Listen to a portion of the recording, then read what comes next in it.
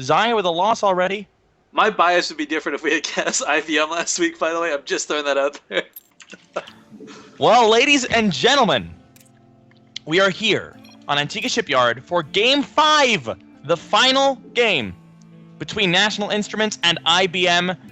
National Instruments started it off with a bang, taking 1-0, taking a 2-0 victory, and then all of a sudden IBM crushed their way back with 2 wins, clawing their way to the ace match, and now we are on Antigua Shipyard to see who will win this match.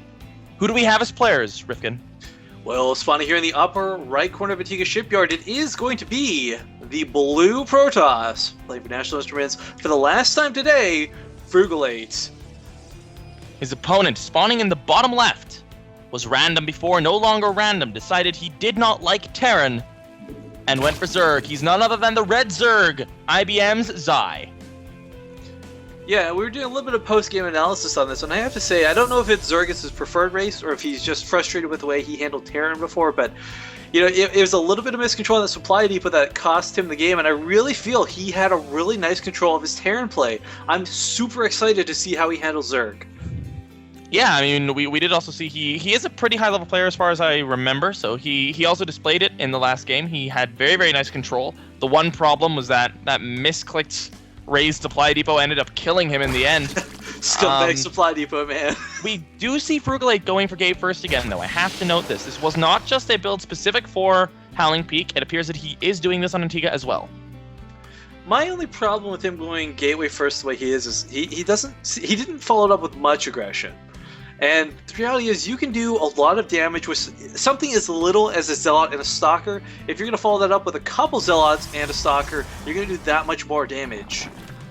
That's true, and one of the big things about HOTS is that you can get the Mothership Core out very quickly. If you go with 2 Stalkers, a Zealot, and the Mothership Core, you can do quite a bit of damage.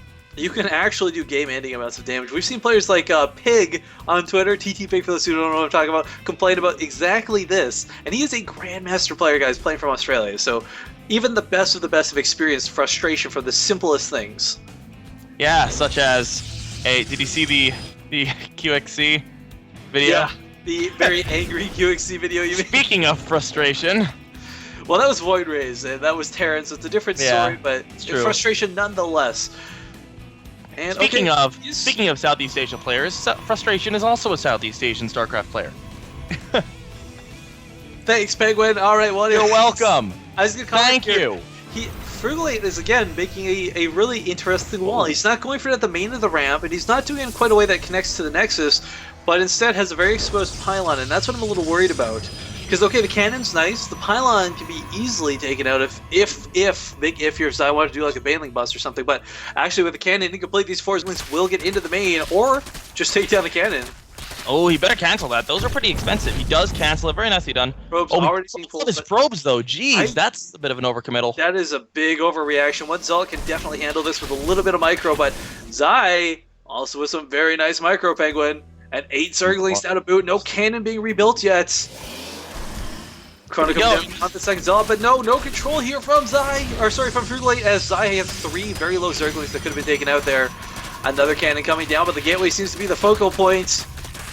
He does have, as you said before though, he has several very, very low health Zerglings, so he does take 1 out right away with the probes. And he does buy enough time for that second Zealot to get out. He's going to lose that cannon though.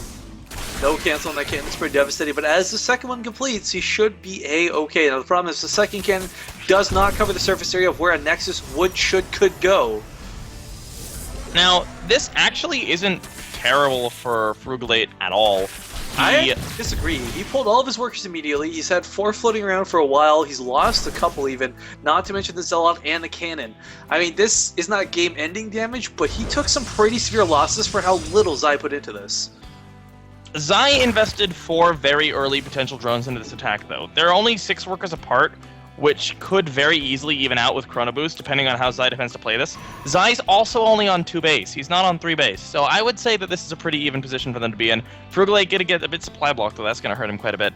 More drones are on the way, but he only lost a few. He only lost 3 workers there. He lost a bit of mining time, but he sent all of his drones right back immediately afterwards, except for the 4 that he kept at the back. And overall, Frugalate had a pretty solid defense, considering how awkward a position he was put in. And not to over critically analyze Frugalite here, but he also wasted an entire chrono on that supply block, and it's not fun. Ouch. Everyone's been in that position at some point playing Protoss. Even if it's not your main race, you've definitely done that before. I know I've done that before.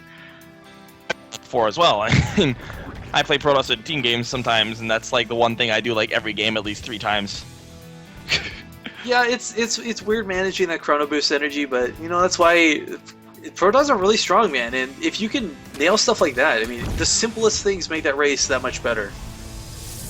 Now, Frugalite is very, very heavily defended here. He has 2 cannons, one sort of a bit of a backup cannon here, but we do see Zai going for quite a few roaches at this point. Looks like he wants to go for a big 2-base push. Is he going to go right away? Yes, he is. He's actually rallying straight out. This could do devastating amounts of damage. The 2 gateways that were just thrown down by Frugalite are nowhere near done, and he is going to have enough sentries for force fielding, but I don't... No, I look at the base here. All he's going to do is take out that cannon. The forward cannon, the backwards one, can't hit them at all. Once that forward cannon is out, Penguin, that gateway's vulnerable, the Nexus is vulnerable.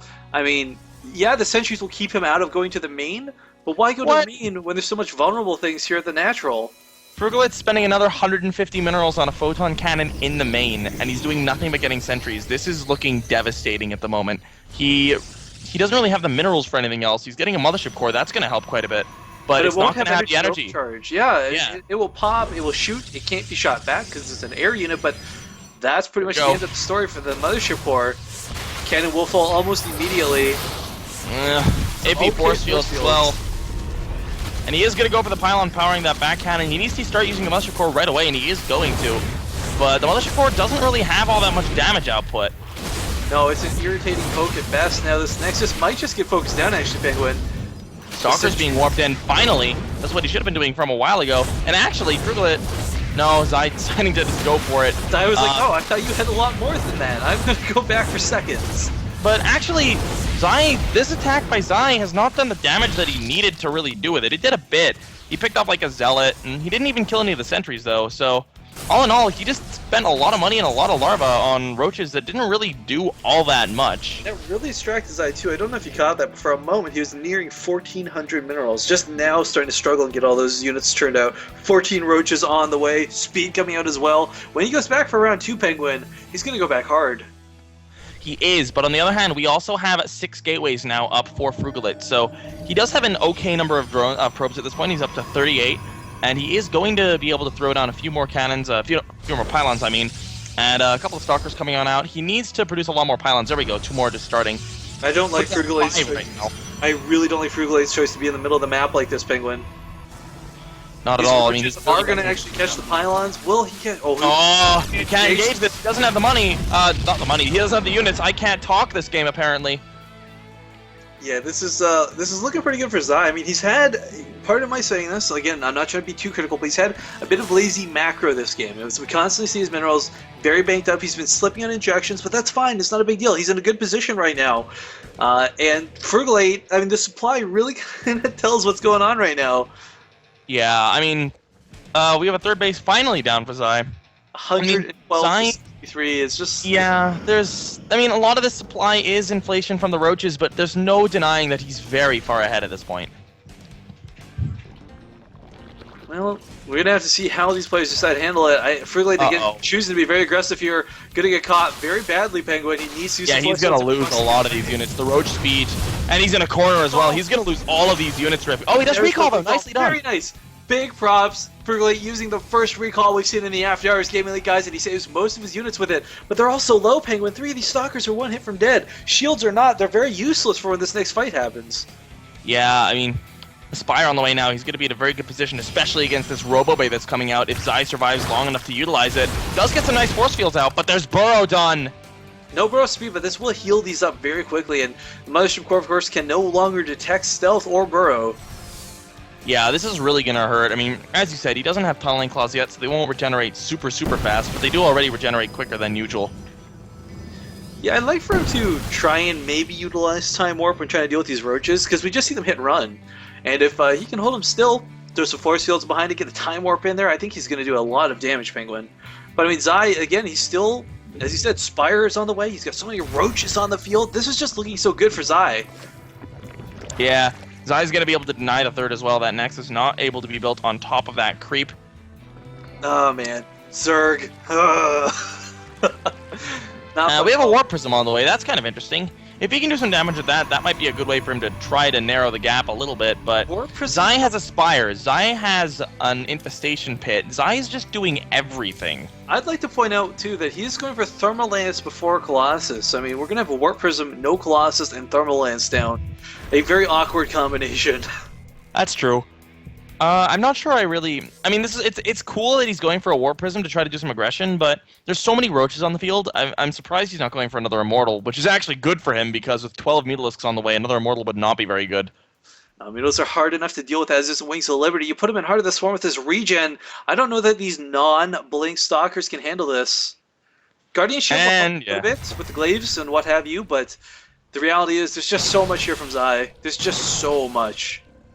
Yeah, he's almost maxed at this point. He's only 14 supplies shy of being maxed. Frugalit's at 101 supply. And, I mean, a bit of this is still inflation from the Roaches, but Mutalisks are an example of a very supply-efficient unit, and he's just going to be able to just do a lot of damage in the main here. There's one cannon to defend. He needs to warp in some units right away. He actually has double Colossus production on the way. This is going to be terrible for Frugalate. Yeah, he doesn't have the anti-air. And if I would like to point out behind the Zai, Antigua Shipyard is known to many as the map you never take a fourth base on.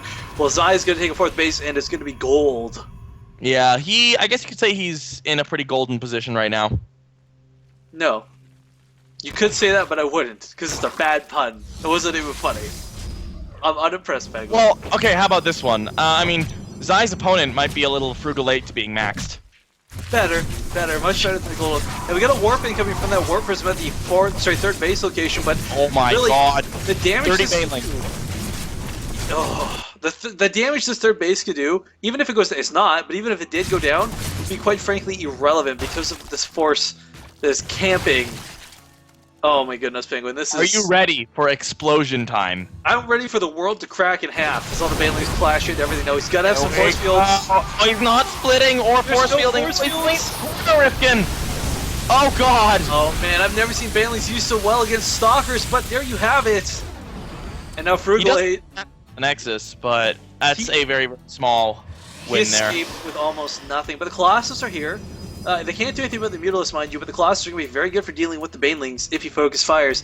And the Stalkers, I don't know, there's just the count doesn't seem to be there. There's cannons here, which will help a little bit, I guess, but quite frankly, it's the Mutalisks of Zai that are the scariest thing for Frugalate at the moment. He's still double Colossus producing. He's got 4 on the map now. And, I mean, like you said, they're going to be great against everything except the Mutalisks, but on the other hand, he doesn't have enough Stalkers to deal with the Mutas if he's able to take everything else out, and I think Zai realizes that, so he's just going to go home and he's going to play a bit more defensively, which is great for him at this point, because he's on essentially like 4.5, 5 base with the gold mineral income. And look at he's getting this nice little star of defense around it. You know, he's got the Spore Crawlers, the Spine Crawlers as well. And his third base is also still nicely protected. If this Warp Prism wants to get back in there for more action, it's got Spine Crawlers to deal with. Now, I want to just point this out as well. We have +1 for Zai, for Frugalate. That's his upgrades. We have 2/2 on the way for Frugalate, as well as +1 for air, Baneling speed, and chitinous plating. Oh, and an Ultra Cavern, because that's the building he hasn't gotten yet. I think you mean Zai, because I'd like to see Frugalate go for like adrenal glands and stuff. But did I not say that? No. I swear I said Frugalate has +1 and Zai has everything else. No, you said the first half of it correct, but they said like Frugalate was going for +2/2 after 1/1. I don't know, whatever. Now okay. We got down. The Zergling's actually chasing down the Colossus. Not something you too often see. Mutalisks focusing this down behind it. Banelings trying to get in there. Oh my god, the Banelings are going to connect to everything. He's getting behind what he can, but the Mutalisks still stand, and the last Colossus falls. And the actually, pretty nice micro from Frugalate in the engagement, but I don't know if it's going to be enough. The Mothership Core has gone down. Look outside There's the base. A massive amount of Roaches just chilling outside the base. Not even going to let him get that probe pass. Still max. Zai has not dropped max supply status for pretty much the entirety of this game. GG!